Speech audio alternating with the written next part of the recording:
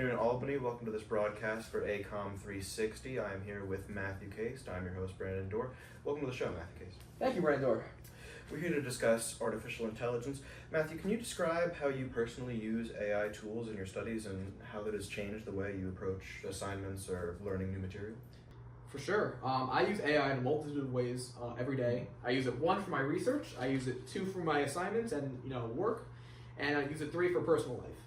To start with the research one, I'm an atmospheric science major, so I am doing research with the university.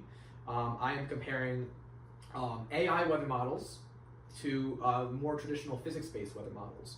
And that is, AI is a big deal in the weather community because obviously before it's a lot of math and equations. The AI model uses no math, no equations. It's using machine learning data, which is just basically, it's learning trends over time, and you're feeding it other weather data, you're feeding it weather balloon launches, you're feeding it data from that, you're feeding it old model runs, things like that from the physics-based model. But the AI model is learning that, those trends, and then learning how to forecast on its own and create a model equivalent to the physics-based model or see which one's better. So that's our research, is to see which one's better, which one has the best dynamic analysis of the storm. So I use it for that. To go to my education, I use it for a lot of my assignments. I don't use it to fully do my assignment, but I use it to start it. Let's say I'm doing a long weather equation for one of my assignments, and I have no idea where to start. I plug the prompt directly into AI, and then I'll reference my notes, and I'll kind of go off both to see, where should I start with the assignment, what's the best way to go about this, and see where I can go from there. And then third of all, I use AI in my personal life, whether I'm using it to find recipes online to, cook for the week, and then I also use it for my resume. I just applied to a couple internships for over the summer for broadcasting, and I had to refine my resume to make it more broadcast oriented.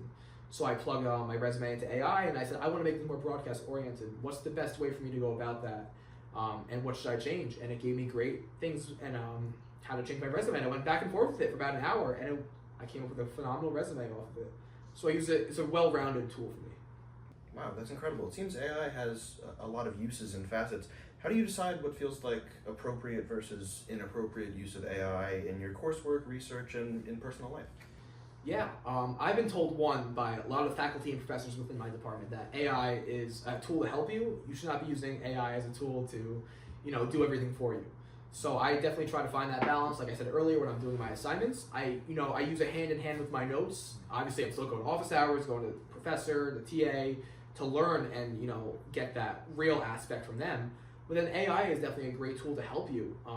Studying. Me and my friends, we use it to make study guides for exams, for quizzes, prompts for outlines for projects.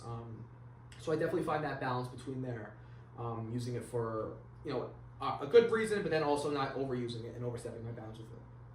It's incredible. And from specifically your point of view as a student, what changes do you think universities should make to teaching or assessment, because AI is now such a crucial part of everyday academic life? Yeah, I think that universities should definitely make a statement on AI. I think that all professors in their syllabi should have an AI statement. At least all of my professors do. They start adapting it this semester.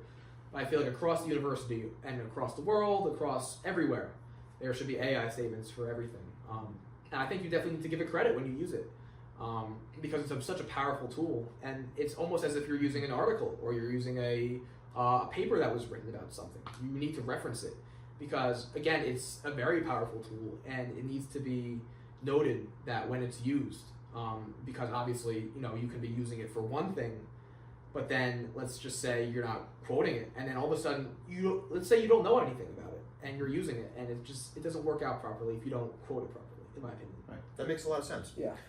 Finally, my last question for you is, if you imagine a university where AI is fully integrated in all of its facets, what would you hope stays the same about education, and what would you want to change completely? I believe that the problem-solving skills are crucial in the education field.